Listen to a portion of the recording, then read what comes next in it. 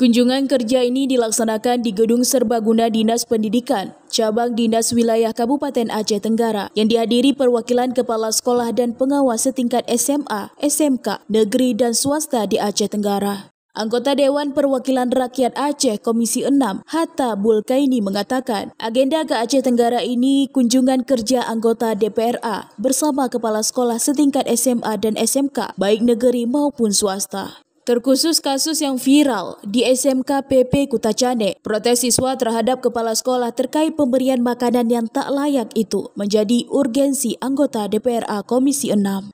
Kita akan lakukan sidak terlebih dahulu untuk mendapat informasi langsung dari siswa dan siswi. Kemudian akan dipanggil pihak terkait untuk dilakukan rapat dengar pendapat atau RDP.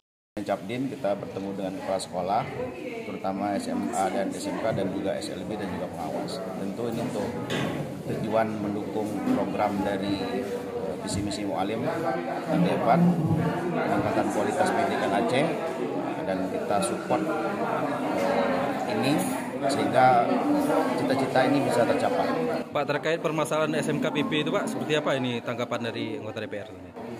SMK PP hari ini seperti yang sudah kita ketahui ya, bahwa kepala sekolah yang lama sudah nonaktif digantikan dengan PLT yang baru, guru senior. Nah, ini kita akan adakan juga sidak nanti ke sana. Setelah ini kita akan bertemu dengan murid-murid siswa di sana untuk melihat bagaimana kondisi mereka, dan kita akan coba cari solusi supaya ini tidak terjadi lagi terulang yang kedua kali. Ada nggak agenda kira-kira RDP ke depan terkait keluhan siswa tentang makanan itu Pak? Sudah pasti, kita akan coba tanyakan ini nanti, ya, kita coba melihat juga apakah